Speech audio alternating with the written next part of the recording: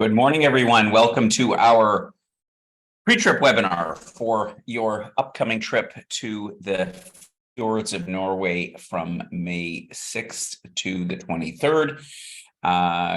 Good morning, Amber. Can you hear me okay? In a second, she'll be able to hear me, I'm sure. We're going to get started in about 3 minutes time. I see a bunch of you have joined already. Thank you for tuning in on time. And yeah, as I say, we'll get started in a couple of minutes time, and I will be delighted to introduce to you your host of this tour, Amber Riedel. Can you hear me now, Amber? Hey, Gordon, I can hear you. Oh, awesome. Fantastic. Yeah, so we'll get into the whole nitty gritty of the whole thing very, very soon. So thanks all for tuning in to this webinar this morning on my favorite trip of all. I suppose I probably say that more often than I should, but I think in this case, this one's like legitimately your fave. I love this trip. I love it, love it, love it. Anyway, I was chatting with Amber last night and I was saying that I could go back every year. I could just, and I've been, I don't know, a dozen times already. So I'm looking forward to this for you, even elsewhere on the planet when you're cruising up the beautiful fjords of Norway. Anywho, so yeah, I see a few more people are gradually joining. So good morning, everyone. Excited to have you and share with you everything that you need to know for this amazing trip up the coast of Norway and across the country, because that's just as exciting. The whole thing is great. So so we'll start at 7 p.m. Eastern Standard Time, which is 7 p.m. my time, 1 p.m. Eastern Standard Time, yep.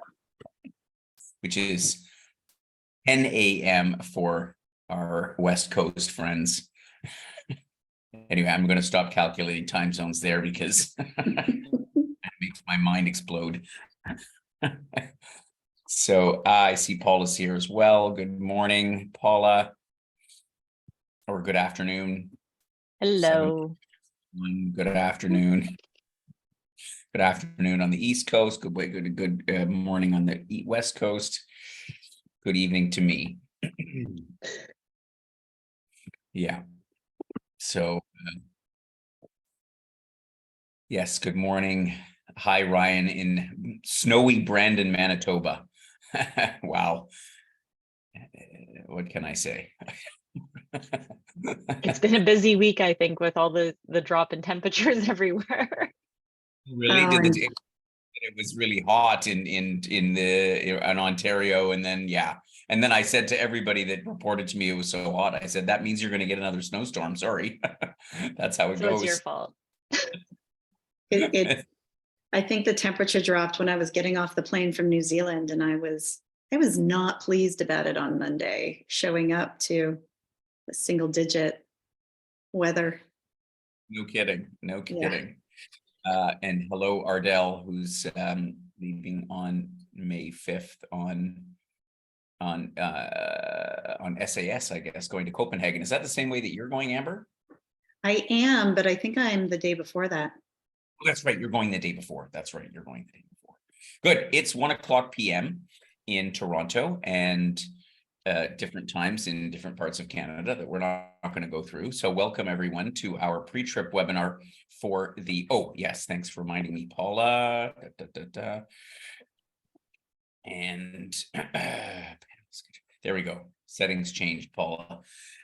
So yeah, good morning, good afternoon once again to all of our participants on our upcoming Majestic Fjords of Norway trip.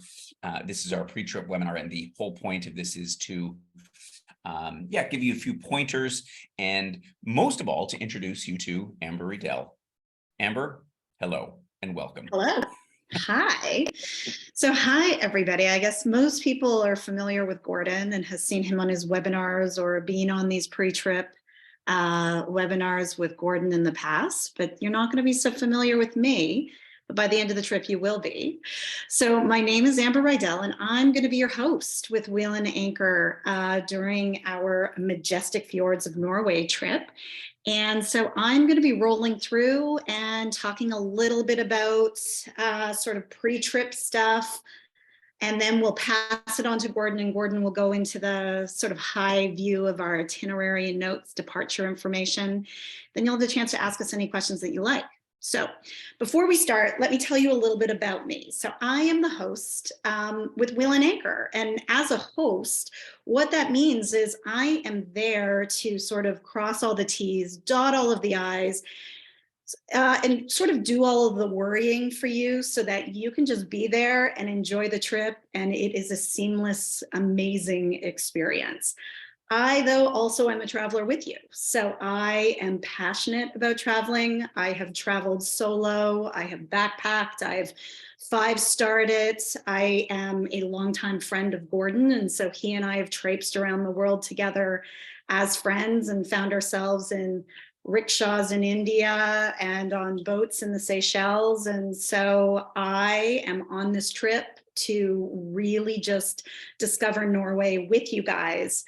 But truthfully, I'm here to make sure all goes as planned. And so I will be with you from the time you arrive, May 6th, until the 23rd when you depart, unless you depart after me, and then you'll have a couple of hours on your own. So without further ado, let's move on to pre-trip prep. So let's talk about passports and documents. Okay, so everybody needs a passport. Pretty simple. You need to make sure you can put your hands on your passport. I recommend not doing it the day you leave. Make sure you do it sooner than later.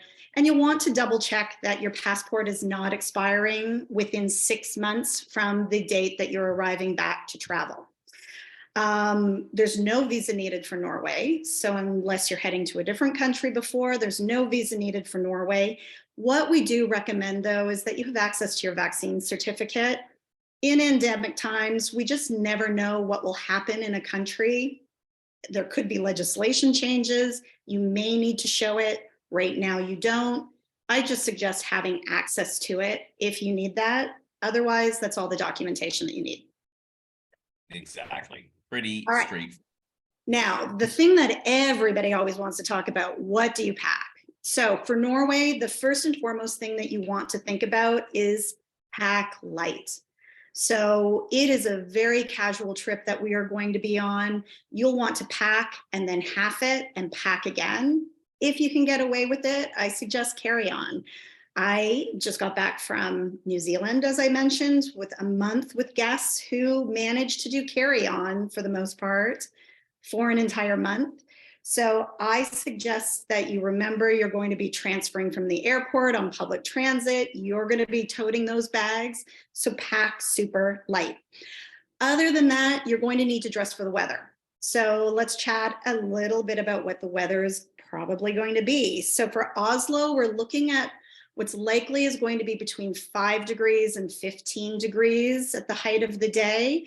In Bergen, though, we're looking at 0 to 7 degrees and wet. So Bergen in May 50% of the time, it tends to be raining. So you're going to want to be prepared for rain.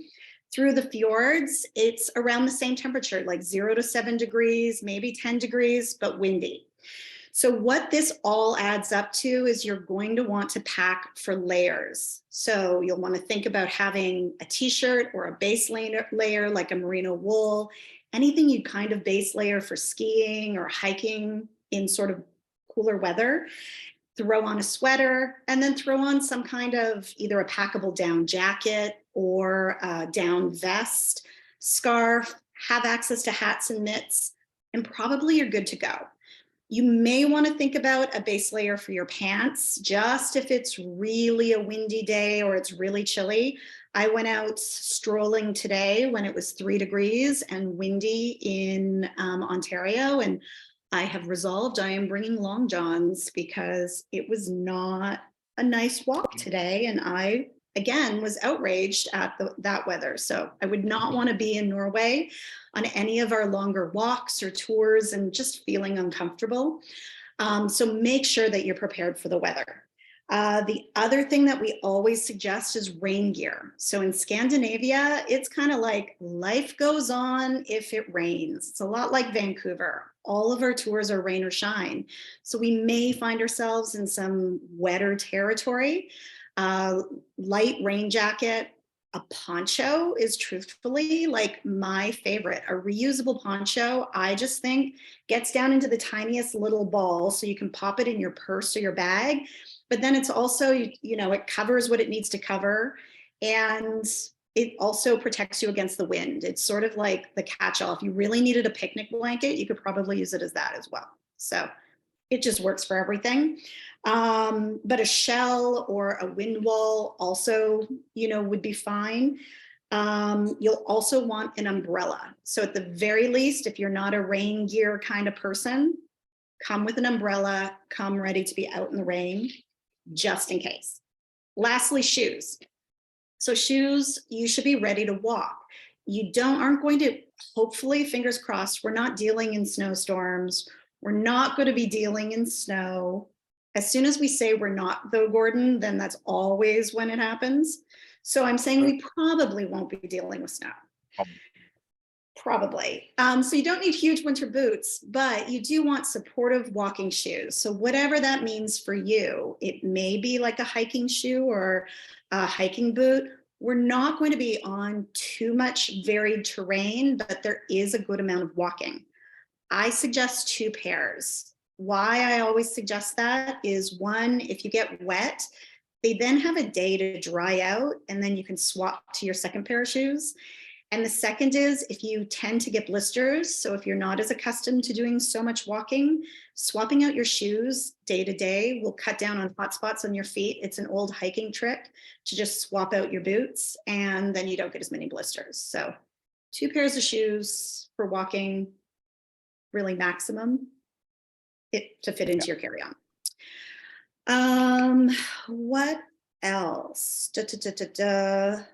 Lastly, just about packing, keeping in mind, if you can get away with just doing a carry-on, the last time I hosted a trip to Europe, we had 5 people have luggage delays.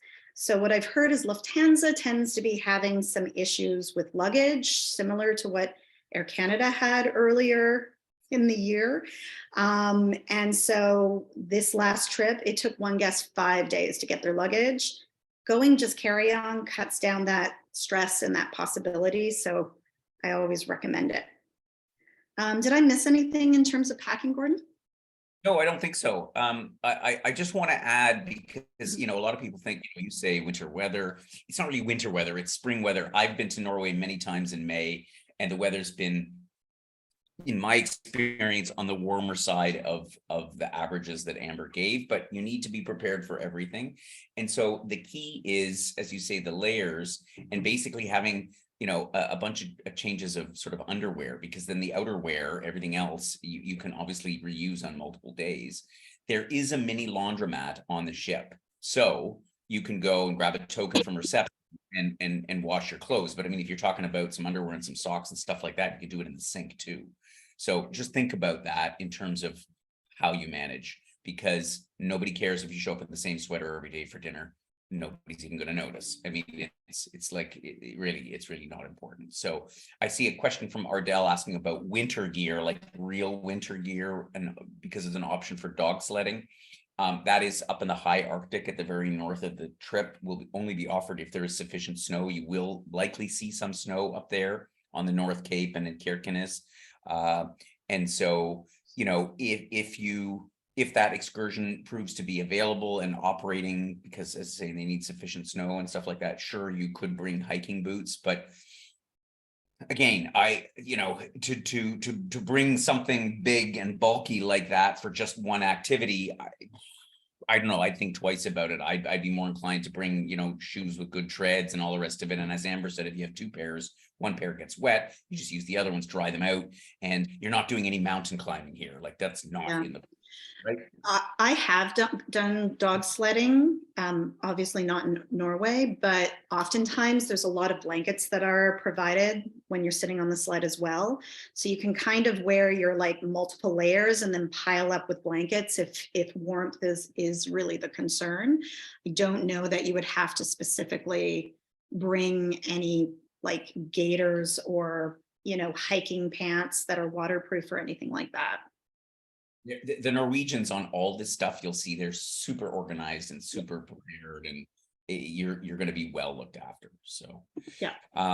Good. We'll move on to what are some of the other things that we need to keep in mind for this trip, just as Okay, so the big one is remembering to bring all of your specific charging cables that you need for all of your electronics, but you need to bring a travel adapter. So Norway operates on 230-volt and 50, what's HZ? What does that stand for? 50 hertz is the frequency. It's Thank you. 50 HZ. So this is the standard Euro plug, the one that Gordon's moving the cursor around. It has the 2 prongs. If you have the adapters with letters, it's C and F. Those are the 2 that you would be bringing. Now, that said, you need to check the voltage on your hair appliances and hearing aids.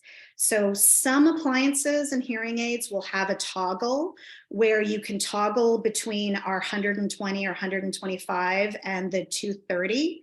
If it has a toggle, then all you'll need is this adapter to be able to plug in your hearing aid or your straightener or your hair dryer. But if your appliance says 120 volt or 125 volt, you actually need something called a converter transformer adapter. And this is different than just a standard adapter. Every single trip I've ever hosted, we have women lose a hair straightener or a hair dryer to making this mistake. If you plug your hair dryer that's in the 120 in with just a regular adapter, it literally blows and starts to smoke and you can never use it again. You've blown your $300 or $400 hair dryer. So what you'll need to do is check if it's 120, 125, you need to get your hands on an adapter converter or adapter transformer, it's called. How do you know if you have one of these? They're bigger than a standard adapter. They're heavier, so they're super heavy. They're like usually a little block. The big thing though is you've paid a lot of money for it. So in Canada, they start at about $85, $100. So if you only paid $20 or $30 for whatever you're using, it is not the converter adapter, and you need to get your hands on one if you're bringing any of these things. I did double check, and all of the hotels and the ship, all of the rooms have hair dryers listed. So it's really just your straightener, or if you're particularly attached to your hair dryer, that you're going to be bringing around. Yeah. The other thing is we recommend bringing your phone with you, making sure before you leave that your phone is unlocked, which means that you have the option of popping in a SIM card from Norway. For anyone that has like Rogers or any of the Canadian networks, they usually do have plans that you can use for Europe. They're terribly expensive. So usually it's $15 a day plus. If you're interested in using your phone or using Google Maps and having access to your data, I suggest that we'll pick you up a SIM card so I can give you a hand finding the place, which they're readily available everywhere in Norway. Pick up a SIM card and pop it in and then use your data. I love when guests have data on their phone because I think it makes everybody more confident to wander out, get a little bit lost, and then be confident that you can pull up Google Maps and make your way back, which is kind of the fun of these little towns in Norway, to just sort of meander around. If you're planning on purchasing a SIM card in Norway, you'll want to think about making sure that there's either an international calling plan that you can call and receive international calls, or you've set up on your phone WhatsApp, or you have Messenger, or you have something that's an alternative to make phone calls on, because oftentimes with the SIM cards from Europe, you're not able to receive or make international phone calls. It's really just for data or local calls. You will have coverage, cell coverage for most of the cruise. There is Wi-Fi on the ship, so you will have Wi-Fi throughout the ship. Generally, though, Wi-Fi on ships can be a little bit hit and miss. It will be laggy and it will be slow. So streaming is usually not possible. And if that's something that you're wanting to do or be making video calls, I highly suggest you get data on your cell phone and hotspot with your cell phone and do all of that via yourself. I think that's it for other things to remember. Gordon, anything else for you? I think you've covered on the main points, and but if you think of anything else, let us know in the questions. Beautiful. About money. Money. Okay. So generally, Norway's cashless. So there is no use in bringing Canadian currency and trying to do any kind of exchange into currency. I'm not even sure. Tell me if this is right. I'm not even sure we'd be able to exchange Canadian currency. Gordon? You would if you went to a bank. I'm sure they look at you funny. I mean, it's Norway really is way ahead in terms of being cashless. So yeah, it honestly don't bother with. So we'll be tapping. So you'll be using your credit card or your card to tap everywhere. So coffee shops, convenience stores, everything in between. Really, you're going to be using your credit card. Now, Wheel and Anchor.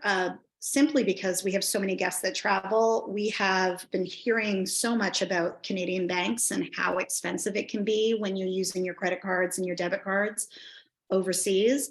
I had my Wise card was delayed in getting to me, so I ended up in Croatia without my Wise card, and I was using my Royal Bank debit card, and every time I used a bank machine, I came back to a $7 charge on top of the charge that I had in Croatia, which was $5 or $6. So with Wise cards, there are no fees for when you're using the card and tapping the card or withdrawing money. It's also super easy. Some limits on what you can withdraw without fees, but even then, even when they charge the fees, they're a fraction of what they are. It's really nominal. Yeah. And what I like about it is that you can set up multiple currencies. And so if you end up having money left, though, you can kind of push Canadian money into the currency of the country that you're in slowly so that you don't end up doing that where you're paying to convert and then paying to convert back. But I just got back from New Zealand. I had $60 left in my New Zealand account, and then I was heading to Australia for a couple of days. So I booted the money straight from my New Zealand account to my Australian account, and it cost me 96 cents for like $60. So it was really super easy, super inexpensive. So we highly recommend checking out Wise and using that. We also know that it works in all of the bank machines, and it's just been really successful for a lot of guests. Telegram. Okay, so Telegram is an app that everyone's going to be downloading either onto their phone, their iPad, or their laptop, or all three. And so Telegram, you'll be downloading this app, setting up an account for yourself, and generally Telegram is a little bit like sending text messages. And this is what the form of communication that we'll be using to kind of get out information to the Wheel and Anchor group about changes or developments that have happened, or, you know, we know it's going to rain, so I can send a reminder to you to let you know to bring your rain gear, that kind of thing.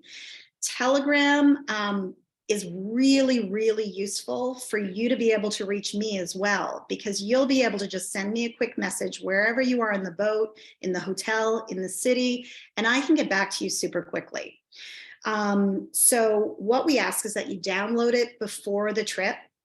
If you're someone that often needs help, I suggest asking your grandkids, because they will help you set this up in a jiffy and get your account all set up.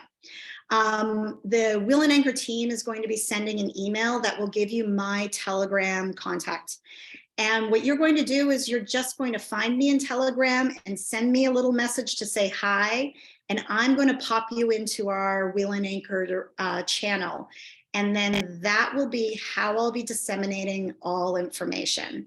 Because you've actually sent me a message, that you'll have history of that, and then that way you can go into Telegram. And if you happen to be at the airport and you want to send me a message, or you are arriving and you've had some issues, you can contact me on Telegram and you'll have a direct link to me. Super, super easy. For anybody, I'll just give you my Telegram contact right now, but we will be emailing it out. It's the @ Amber R, so AMBER, a second R _WA. And that's how you'll find me on Telegram. Thank you, I Gordon. just put it in the chat box for everybody if you want to copy it from there. Perfect. Awesome. And one thing that I do ask all of you is, once you've gotten to the airport, when you're about to pop onto the train to come into the hotel, reach out on Telegram and just, let me know that you're on your way. You can use Telegram on Wi-Fi. There's Wi-Fi at the airport. And just so that if I'm close, I can meet you in the hotel and say hello and meet you in person and make sure you have everything that you need. So make sure you have Telegram set up prior to you heading to Norway. Yeah, makes things a lot easier. Anne is asking if we have enough time to get the Wise card. I would say generally yes. I mean, here's the thing, you can apply for it and you'll get the account right away. Yeah. Like within a day or two. They'll mail the card. It normally comes in a week, but it could be delayed. So if you apply for it right away. Here's the thing is, when I originally got my Wise card, I didn't even get the physical card for months. And I just used it on my phone, because if you use like Apple Pay, or you have any of your credit cards stored on your phone, Wise works exactly the same way as the other ones. So But the nice thing about it, and the nice thing about Wise, is they give you an electronic card in the app as well as your physical card. And so if you're using the electronic card and it becomes, you use it for online shopping or you use it for tapping, and if it gets compromised, it doesn't shut down your original Wise card, because they're separate. So your physical card is separate, which I just think is so brilliant. So it's kind of like a 2-in-1. Exactly. It's such a versatile thing. So yeah. Good. I think we've said enough about that. And tell us about what's going to happen when they leave to fly over to Norway via wherever they're flying through. I'm going to pass that on to you, because I will happily talk about that. So first thing about that. Keep an eye on your emails or whatever, particularly in the 24 hours before your trip, in case the airline notifies you that there's going to be a delay or a flight cancellation. Mm-hmm. Unfortunately, it is happening as frequently as ever. So don't be surprised.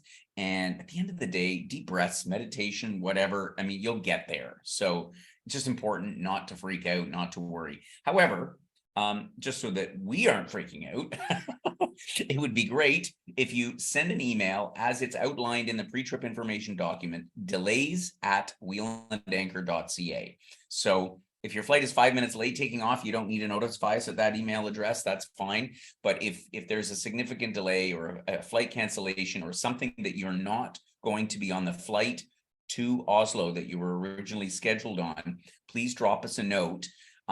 In this case, because you, as Amber mentioned, and we're going to tell you about that in a second, you're taking the express train from the airport to downtown, so nobody's meeting you there. So it's not critical, but obviously Amber's going to be anxiously awaiting your arrival, and will certainly want to know if you are delayed in any way. So make a note of that email, delays@wheelandanchor.ca, if there is a problem. And again, don't panic. When you email that email address, there's a bunch of us in the company that are notified that can then take any action that is necessary, lend you a hand if that's appropriate. But normally you have to deal with the airline in terms of, rescheduling and rerouting. So it's just so that we're informed and know what's going on. So you will take off and make your way over to Europe. So you're going to be flying via Frankfurt or Copenhagen or Amsterdam, or however it is that you're flying over to Norway, and arriving. When you arrive in Oslo Airport, beautiful airport, very modern, very efficient, very easy to navigate. It's also not that large. You will, as normal, you'll clear immigration in the airport, obviously, that you connect through. So in Frankfurt or Amsterdam or wherever, right? when you enter the European Union. Norway's not in the European Union, but it is in Schengen. So you will do your passport check in your first airport of arrival, so that when you arrive in Oslo, you collect your luggage, you walk out. As soon as you walk out of the baggage collection hall, basically follow the signs, and we put a picture in your pre-trip information document to Airport Express train, fly toget in Norwegian. Follow that sign. It's basically out and to the right down the end of the hall, and there it is. You go down the escalator, you tap your the ticket that we've sent you into the machine, the barcode, and the gates will open. You go in, you walk down the stairs, the trains leave. There's only one train going one way, and it goes directly to Oslo Central Station. It leaves every 10 minutes. 10 minutes. And between 19 and 21 minutes to get there. Every other train makes an interim stop. So don't get off at Lillestrøm, because then you'll be in the middle of nowhere. But you will know, because most people will get off at Oslo S, Oslo Central, and there's signs and it's clearly marked and it's super modern and super efficient. And God knows, I wish we had one like that in Canada. It's really awesome. So yeah, you'll make your way with your luggage on the train. It's super well suited for travelers, because the vast majority of Norwegians use this system to get in and out of Oslo. As I say, it takes about 20 minutes. And then when you arrive at the station, you'll get off the train, you'll walk down to the front of the train, and you'll already see on the left side of the station, you'll see our hotel. The hotel operates directly attached to the railway station. So you walk out and then to the end of the platform, and then to the left, and then you'll walk out of the station and you'll be at the hotel. So it's about as simple as it could possibly be. But of course, as Amber said, if you have Wi-Fi, because there's Wi-Fi on the train, in the airport, at the station, you can always Google or Telegram Amber a message if you run into a problem. Also, everybody in Norway speaks English, like everybody in Norway speaks English. So and they're very friendly and very helpful. So you're just not going to have a problem. It's quite easy. And then you'll arrive at the hotel, and as I say, you'll meet Amber there, but you'll check in and yeah, begin your adventure through Norway. There is a question here about the ticket for the train. Has it been sent yet? Do you know? I thought it came with the updated itinerary. If we haven't sent it already, I know that Elsa has them, and I think Elsa's on the webinar, so maybe she'll even send me a message. We have the tickets, and so if we didn't send them, we'll send them over to you so that you have it. It's literally just a thing that you can have on your phone. It's a barcode, or you can print it out. I know that most of our members prefer printing stuff out. So if you haven't gotten it already, we'll get it over to you ASAP. Yeah, so there was a question here about Ryan and the need for passports to be good for 6 months at the end of the trip. No, you're good, Ryan. It's not for Europe. They're not that strict about the 6-month rule, so you're okay. If your passport is expiring in November, you're good to go. Don't worry. If you're flying through the US on the way home by any chance, they have been getting sticky about the 6 months. So I tried to fly through the US and I was 10 days past the 6-month point, and they almost didn't let me through. So. Well, there you go. So it's a good idea to check any connecting countries, but if you're going through the EU, with I think most members are, or the UK, and it's worthwhile double checking, but they're not so sticky in Europe. But as Amber mentioned, you never know. The US. Yeah, so you technically are supposed to have 6 months. Like the European Union does technically say that, but normally you're okay as long as you can show a return flight out of Norway or out of Europe. So make sure that you have quick access to that, just in case you happen to get, one of the border crossing.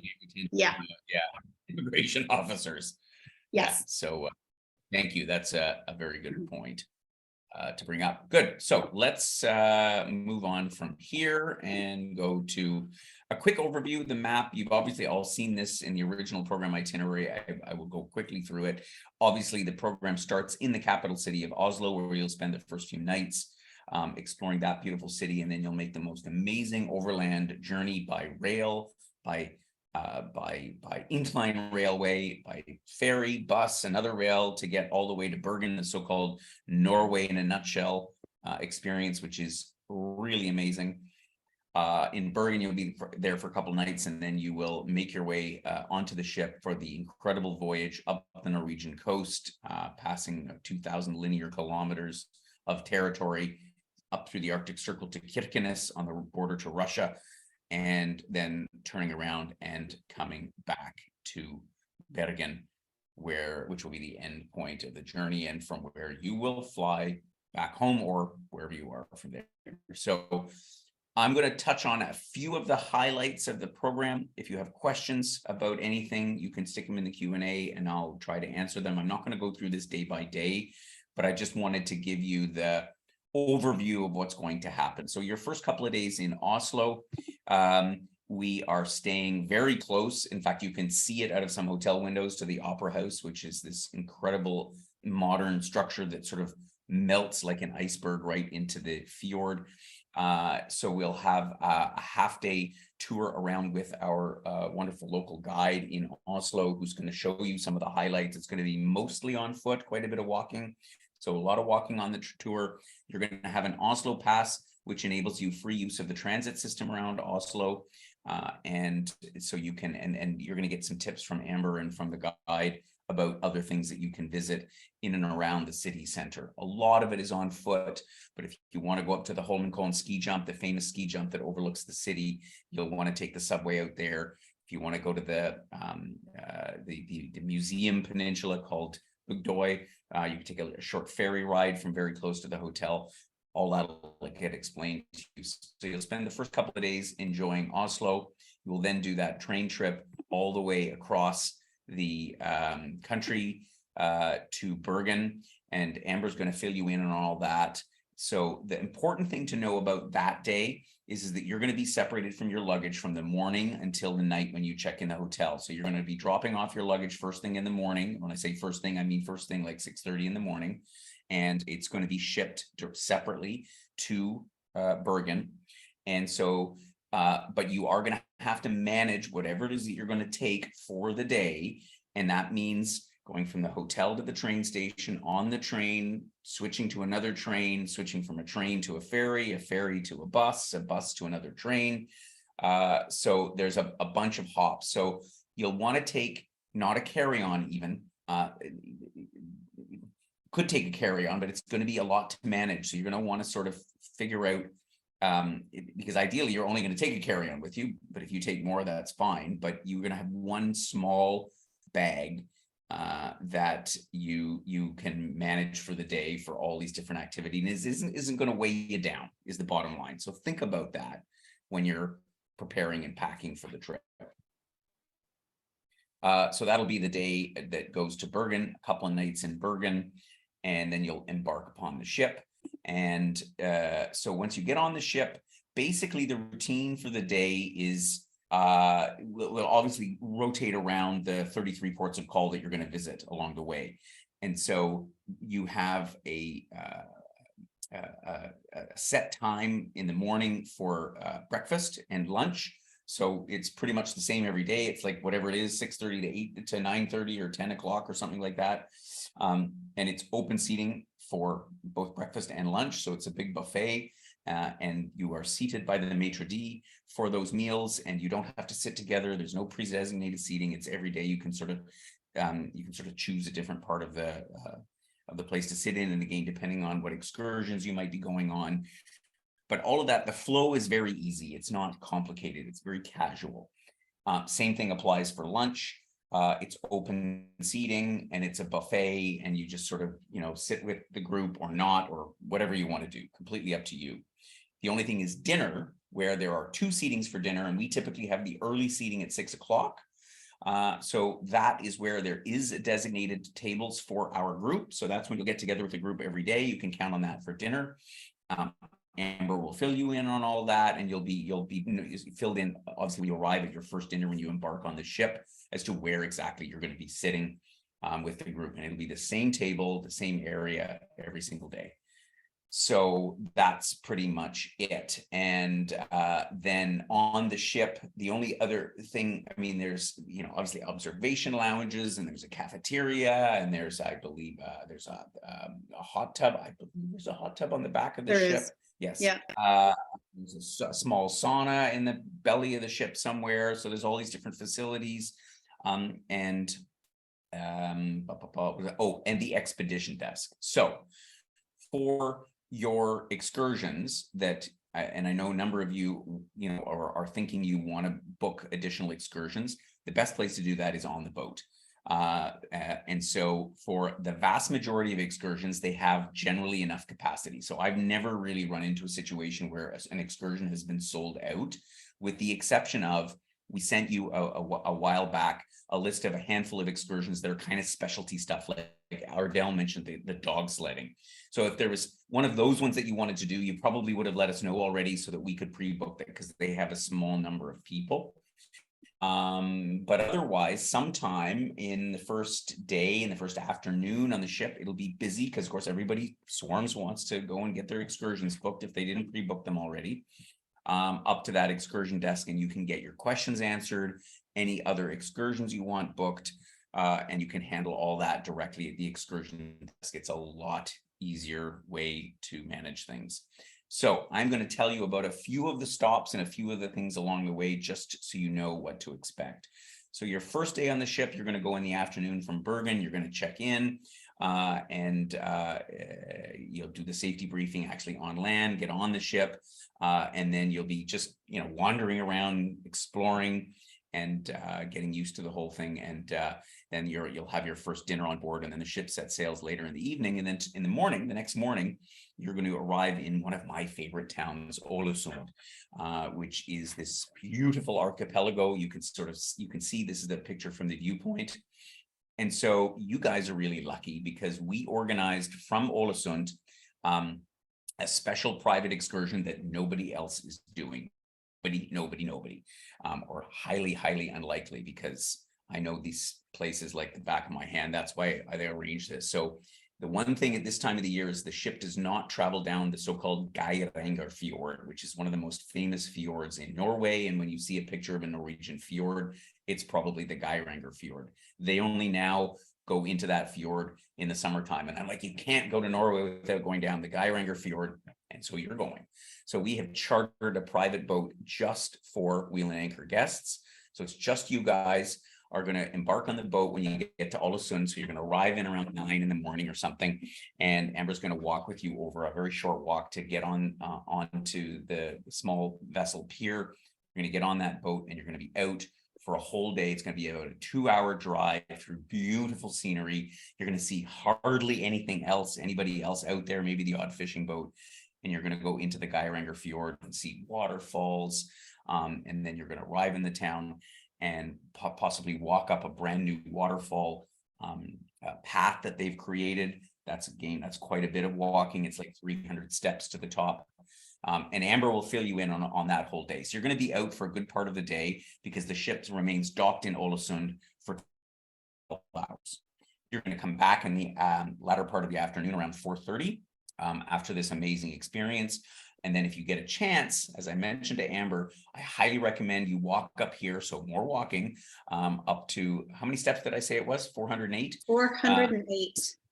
408 steps up to this viewpoint here, the so-called Axla viewpoint, or Fjellstua in Norwegian, where you get this great view and the sun will be setting. Oh, it'll be amazing. Actually, the sun won't be setting at that hour because it's almost the midnight sun. The sun probably won't be setting till like later, like 9 o'clock at night. But you'll get a great view over the islands in the archipelago. So that's going to be a very busy and exciting day.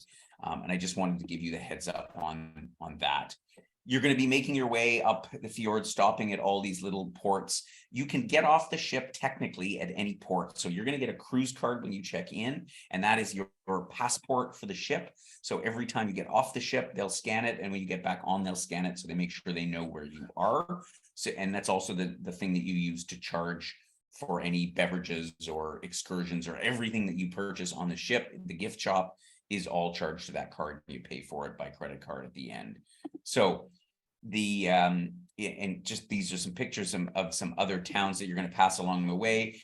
Another one that I wanted to mention, and Amber's going to go through this all with you.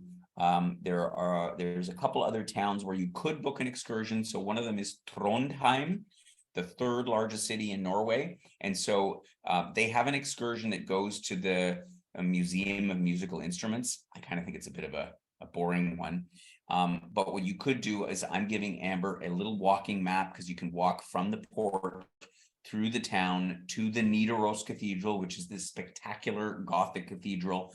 It's about a half an hour walk from the ship, and you can walk along the colorful fishermen's houses along the thing. So I'll point that all out to Amber. So you can basically go on a walking tour with her on your own. So there'll be no guide, but there's also no cost. Or, of course, you can book one of the ship's excursions. As you move further north, there's going to be other things going on the ship, and there'll be lectures that are done by the expedition leaders on the boat about various topics about wildlife and culture and glaciers and all the rest of this kind of stuff. And you're going to come up into the Lofoten Islands, and this will be one of our first included excursions, which is the Meet the Vikings tour, where you're going to actually disembark the ship at one port at Stamsund. And you're going to go for a Viking experience, including a dinner, and then you're going to rejoin the ship at the next port called Svolvær, which is this one shown here. So this is another very exciting and very interesting experience, and you're going to be among the beautiful Lofoten Islands. It's just amazing. You're going to find yourself sitting in the observation lounge and out on deck if the weather's good most of the time, because the scenery is constantly ever changing. It's really, really amazing.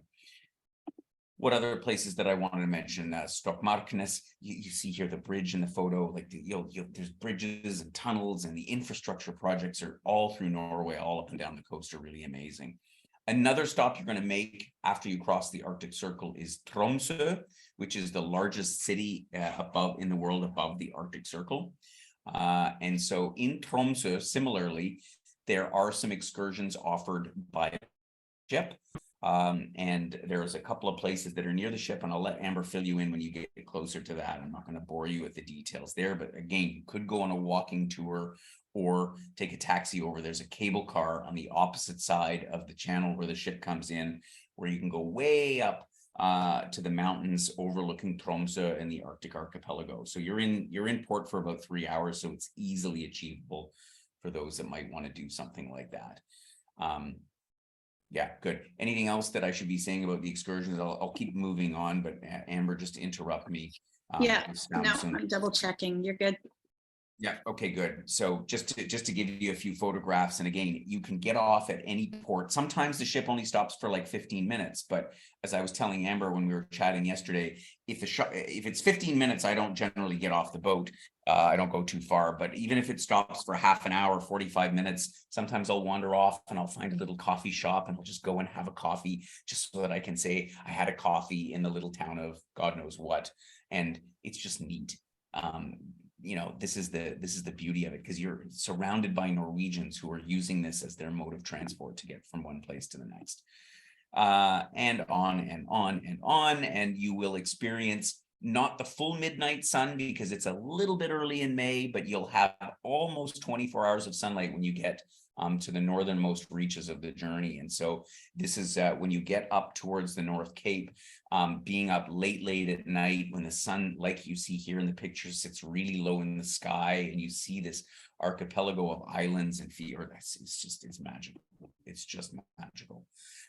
So this ship will go all the way up to Kirkenes, and then another included excursion will be the North Cape, where you get off and you go to a big interpretive center at the northernmost point on the continent of Europe. So that's an included excursion.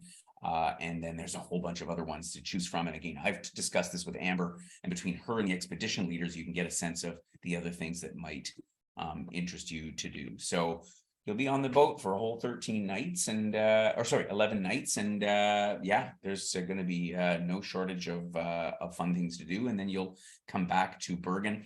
The pace on the boat is for the most part, other than days when there's excursions and there's a bit of coming and going and a bunch of ports, but it's a pretty slow, relaxed pace.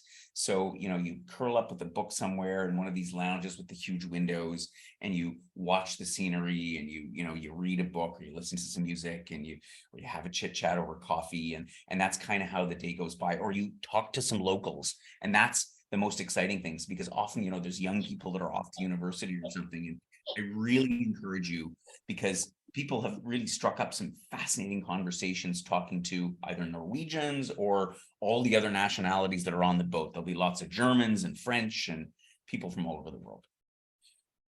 Good. And then you'll come back to Bergen, and then you'll disembark the ship, and then you'll be like, I can't believe it's over. And you'll have one more night and a farewell dinner in town with Amber, and then you'll be off and onwards back, either onwards in Europe or back home. And the only thing I want to say about departure information, again, you'll be checking your emails and making sure if there's any changes to your return flight arrangements, so that we can facilitate anything that we need to do on our end. The ArriveCan app, the one that we used that was introduced during COVID, is, if you didn't delete it, you might want to restore it. If you did, very handy for getting back to Canada, because it is effectively now replaced that arrival card that we used to fill in, you know, that white card that you used to have to fill in, and then they switched to the machines, and now you can use ArriveCan and skip all of that. So keep that in mind. Good thing to have on your phone. And I think we're almost coming up to questions and answers. And I see that a few have come in. So, okay. So Paula just mentioned to me here that the train tickets from Oslo Airport into the city were in an email that you got on April the 13th from Aura. There was a lot of info in it, but it was in there in the attachments. So double check. And Paula put that in the chat as well, that you got it. It's in there. And if for some reason you can't find it, or you didn't get it, let us know, but it should be in there. Okie dokie. Any other questions? We got that question. Any other questions? Are you sure there's no other questions? Wow, we must have done too good of a job, Amber. Okay. I don't know. I think we've talked about everything there is to talk about. So Paula, did any other questions come in from any members? There has been another question that came in on email this week. A member was asking if they're allowed to bring like their own bottle of wine or such on the ship. Do you know? Yes, I know exactly what these are. So this is a very good point. Let me just touch briefly on the whole topic of alcohol. Alcohol in Norway is really expensive. It's like Canada, but worse. They tax the hell out of it. You can only buy it at government liquor stores. It's basically a replica of the Canada model. So similarly, a bottle of wine on the ship starts at about 60 bucks Canadian. Is about the cheapest you're going to get to buy on the ship. And a glass of wine is like 12 bucks, which these days that's the same as what we pay at home in the bigger cities in Canada. So it may not be that much of a shock, but it's still a bit of a shock. You can bring whatever you want on board the ship, but you cannot consume alcohol that you brought on board in public spaces. So that is the official rule. So that's what I'm supposed to say. Whatever happens to appear in a brown bag somewhere on deck is a different matter. But that's not, I didn't tell you that that's what there is to do, but you're not, so you can bring it on board. You can consume it within the confines of your cabin. Officially, you're not allowed to drink your own beverages, any beverages, frankly. I mean, they don't even want you to bring a Coke from shore and drink it in the cafe or in the lounge. They want you to buy it from their bar. So, same as with any ships anywhere, frankly. Behave accordingly. There was another question about how many people are on the trip. How many people are on the trip? What is it? 18? 17. 17 plus Amber. Plus me. 17 Will and Anchor members plus me. So 18 of us. 17 plus. Yeah, so it's a perfect size group for this kind of experience. You're gonna have an absolute blast. Good. Wow. Well, we've been at this for 49 minutes already. So if there aren't any other questions, then we can wrap this up. If there are, drop a note to Amber or Barb, to Paula or Barb or Amber. And obviously we'll get your questions answered as soon as possible. Have a fantastic time. This is a great trip. Honestly, this is one of my favorite trips. I'm a little bit jealous. So take care. Have a great time. Amber, thank you for your time. Paula, thanks as always. All right. I'll And see everybody in Norway. you'll see everybody in a couple of weeks in Norway. All right. Mhm. Take care, everybody. Okay. Bye-bye for now. Bye.